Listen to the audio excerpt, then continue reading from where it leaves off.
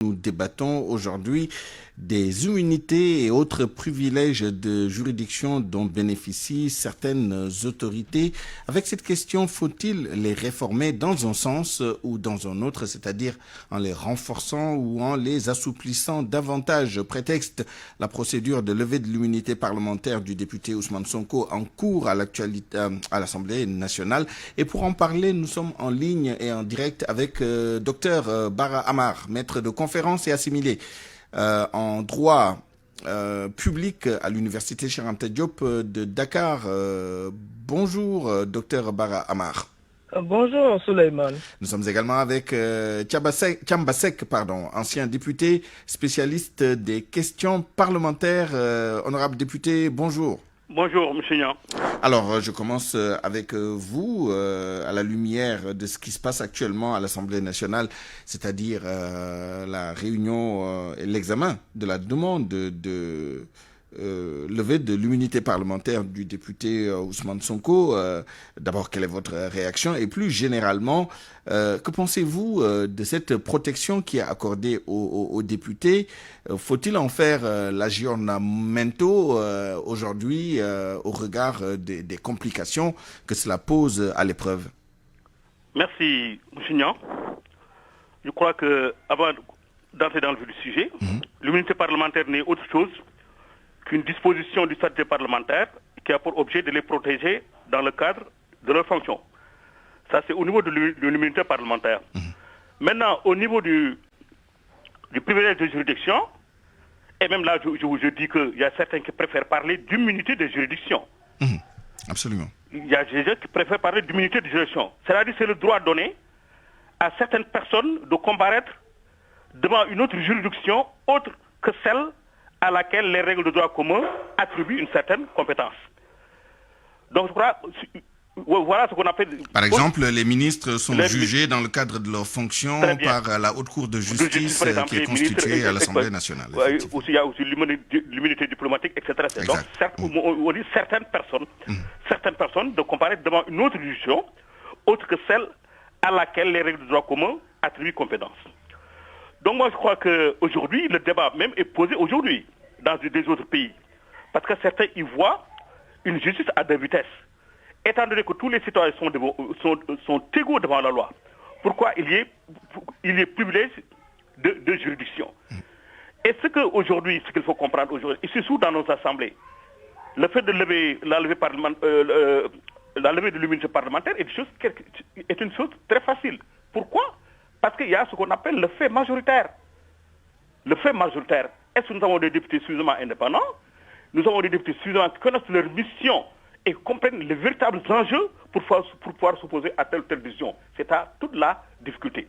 Raison pour laquelle aujourd'hui, il y a des gens qui pensent fondamentalement qu'à travers ce privilège de juridiction, il n'y a pas égalité devant la loi et il y a même ce qu'on appelle, certains même aujourd'hui parlent de justice à deux vitesses. Parce que chaque fois, M. Nian, qu'on dit immunité parlementaire, cela offre deux notions, la notion d'irresponsabilité, mais aussi la notion d'inviolabilité. Raison pour laquelle aujourd'hui, le débat est posé et qu'il faut changer cela. Alors, nous allons poser la question au docteur Bara Amar, justement maître de conférence et assimilé en droit public à l'université Cheikh Anta Diop de Dakar. Que dit le droit en la matière et surtout, quelles sont les tendances actuelles dans les démocraties comparables, disons? Est-ce que les conditions qui présidaient à toutes ces immunités, à ces immunités de procédure ou immunités de juridiction sont toujours en place pour continuer à justifier ces exceptions qui sont faites pour une certaine catégorie d'autorité? Oui, Souleymane. En fait, l'immunité, comme l'a dit mon co-débatteur, répond tout simplement à la diptyque qui signifie tout simplement l'irresponsabilité et l'inviolabilité. Ça signifie tout simplement que ça rattache pas à une personne particulière, ça rattache pas à une autorité. Donc, c'est-à-dire la question sur la réforme ne se pose pas. Tant que la personne est représentant du peuple, donc lui accorder cette immunité, donc tout simplement, est conforme donc non seulement à la légitimité, mais également à la légalité. Concernant le droit, que dit le droit concernant la question de l'immunité parlementaire, puisque c'est cela dont il s'agit, l'immunité parlementaire est prévue à l'article 61 de la Constitution sénégalaise. Donc, lequel article est également repris au niveau des règles, dans le règlement intérieur de l'Assemblée nationale, dans les articles 51 et 52. Donc, la question sur la levée de l'immunité parlementaire est prévue exactement dans l'article 51. Et comme je l'ai dit à vos confrères de Walf Quotidien, que la question sur la composition de la commission ad hoc, donc ça signifie tout simplement il faut impérativement 11 députés. 11 députés, et aujourd'hui avec la démission de 11 représentants, donc des groupements parlementaires plutôt, donc avec la démission des 2 représentants, ça veut dire tout simplement la commission n'est pas à ce moment légalement constituée. C'est ce que j'ai dit tout à l'heure à vos confrères, que s'il faut maintenant examiner, tout à l'heure on a donné l'information concernant la réunion de ces 9, mais ça ne sera pas sur la question de la levée de l'immunité parlementaire.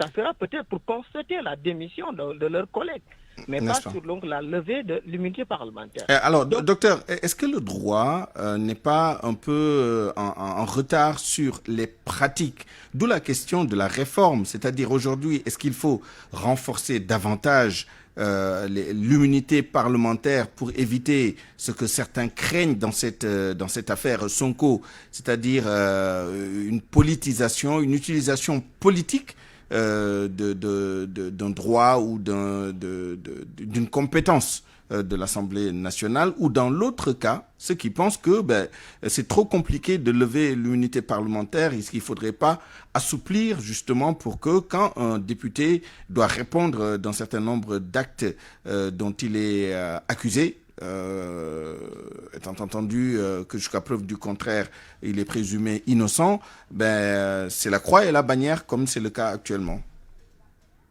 L'a dit mon co-débatteur, le problème essentiel, ce n'est pas le fait donc de lever de l'immunité parlementaire. C'est le fait de l'élection parlementaire elle-même. Donc lorsque nous avons des scrutins de liste, qui signifie tout simplement, il est très facile pour le pouvoir en place d'avoir la majorité parlementaire. Et lorsque le pouvoir en place a la majorité parlementaire, ça signifie tout simplement une facilité donc de lever l'immunité parlementaire de nos opposants. Donc dans le cas d'espèce. Mais ce n'est pas la question politique qui m'intéresse en tant que juriste. Ce qui m'intéresse, c'est tout simplement que le citoyen sénégalais puisse comprendre c'est quoi une immunité. Une immunité signifie tout simplement donc un privilège que l'on reconnaît à un représentant du peuple. Donc, ou bien quelqu'un qui agit au nom de l'État, donc au nom du peuple sénégalais. Donc le député, comme on a fait, et tout simplement s'accorde au principe de la légitimité. Et donc, ce qui veut dire tout simplement, il faut tout simplement réformer le système donc, de vote donc, ou d'élection donc, des députés. Mais pour moi, je suis plus donc, pour le renforcement de l'immunité parlementaire. Donc, c'est-à-dire tout simplement, un député, ce n'est pas n'importe qui. Ce n'est pas ici la personne d'Ousmane Sonko qui nous intéresse. Non, c'est le représentant du peuple qui nous intéresse. En tant que représentant du peuple élu légalement par celui-ci, donc il ne doit pas être facile de lever son immunité parlementaire.